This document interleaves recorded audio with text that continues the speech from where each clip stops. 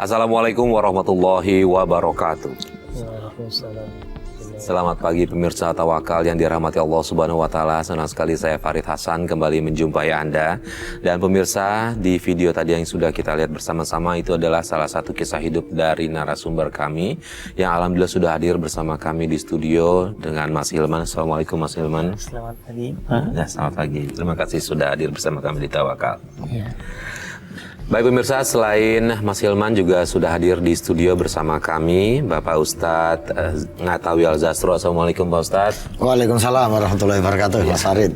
Gimana Pak Ustadz, sehat? Alhamdulillah sehat-sehat. Alhamdulillah. Terima kasih Pak Ustadz sudah menyempatkan waktu di Tawakal.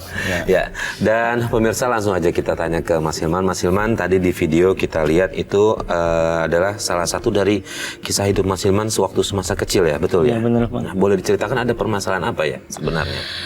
Ya, bermula dari kisah ibu dan ayah saya. Dulu pernikahan ibu dan ayah saya itu tidak direstui orang tuanya. Karena Orang tua siapa yang tidak merestui? orang tua dari ibu saya. Orang tua dari ibu. Karena orang tua ibu saya itu dari keluarga yang mampu. Oke. Sementara ayah tidak. Ayah tidak. Dan ketika ibu saya ketemu dengan ayah, ibu tetap tidak direstui hubungannya sama orang tua saya. Lalu kemudian sampai akhirnya menikah, dengar ceritanya apa? Keputusannya apa? Hampir tetap, maksudnya ibu tetap memilih ayah gitu. Ya, karena ibu tetap bersikeras untuk memilih ayah. Dan dalam kehidupan ibu pun, ibu sangat diuji oleh Allah. Ujiannya seperti apa? Ternyata ayah orangnya tidak bertanggung jawab.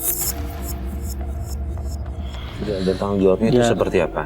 Dia Tidak. suka menghabiskan uang untuk foya-foya, untuk judi, dan main perempuan.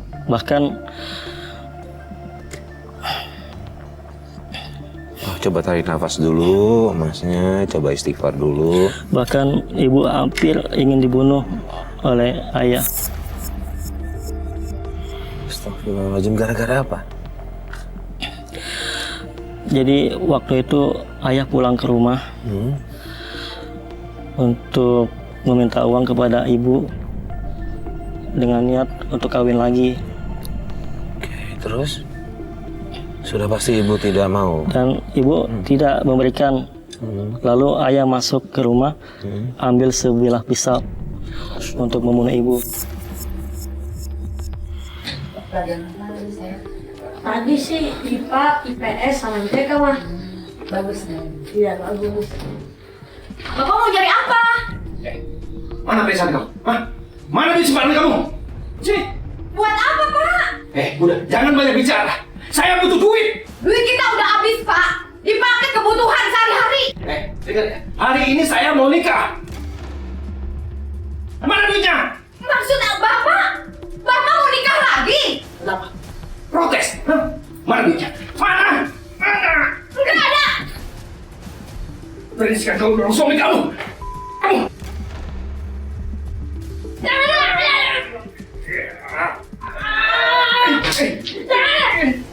Jangan. Ayo gangguin gue mulu. Mendingan pergi. Kamu. Oh, Ustadz, ini dari awal tidak mendapat restu dari orang tua sang ibu, tapi begitu tetap memutuskan menikah, tapi justru bukan kebahagiaan yang didapatkan nih Pak Ustadz. Iya. Apakah ini ada kaitannya dengan restu orang tua Pak Ustadz?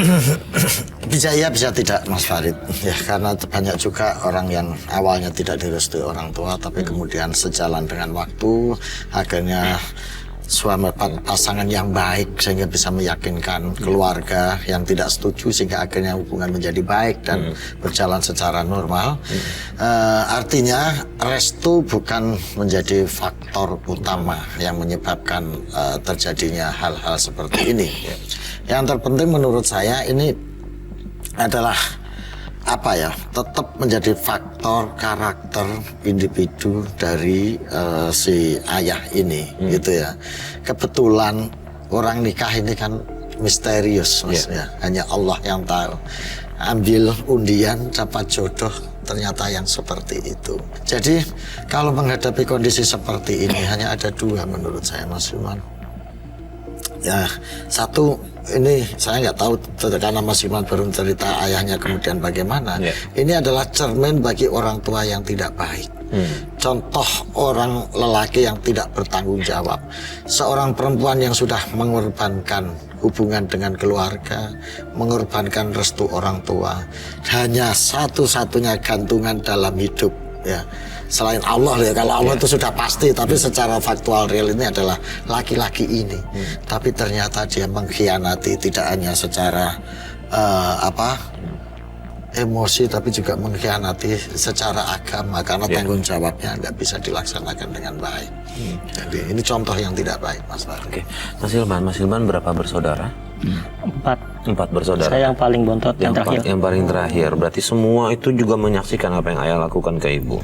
Iya, pada saat itu yang kakak saya nggak ada. Nggak ada, cuma Mas Hilman aja. Tapi sehari-hari apakah selalu berkasar berbuat kasar sama ibu? Sering mukul ibu, bahkan ya itu seperti itu. Dan saudara lain juga ikut menyaksikan itu.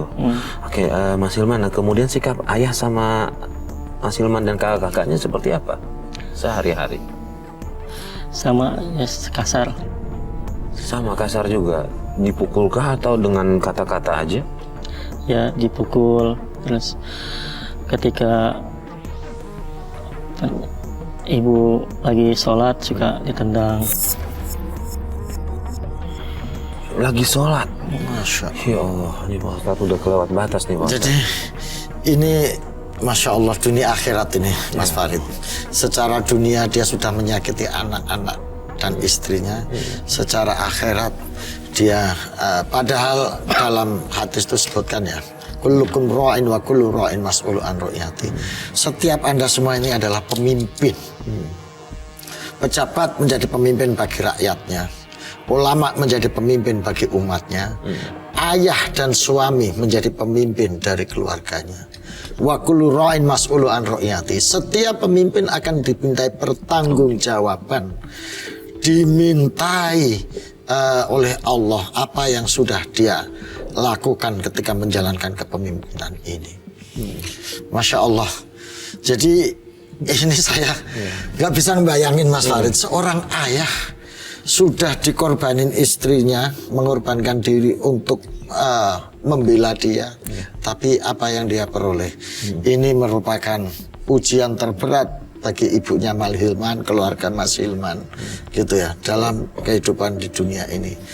Ya, Mas Hilman diuji dengan kehidupan seperti ini. Itu artinya Allah sudah memilih Mas Hilman dan keluarga untuk dijadikan sebagai apa ya, oleh Allah sayang, ya, sehingga diuji seperti ini. Ya, kalau Mas Hilman dan keluarga ikhlas, Mas Hilman dan keluarga sabar menerima cobaan ini, insya Allah akan mulia. Oke, Mas Hilman, Bapak kerja apa? Narik beca. Narik beca. Sementara ibu kerja atau tidak? Ibu cuci gosok. Cuci gosok. Jadi untuk kebutuhan sehari-hari dari narik beca sama cuci gosok. Terus kemudian Bapak mohon maaf kasih nafkahnya semua ke keluarga atau Bapak aja sendiri, ibu-ibu sendiri gitu? Jadi ketika dapat uang itu diambil sama Bapak buat dihabiskan untuk foya-foya, judi, dan main perempuan.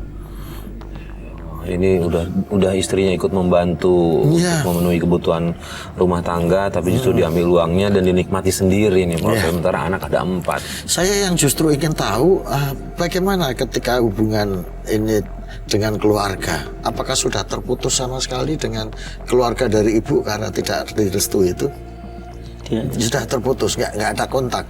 Bahkan Mas Hilman sendiri nggak pernah kontak dengan nenek, om atau tante dari keluarga Bapak? Tidak sama sekali. Berarti sudah betul-betul lepas sendiri gitu ya.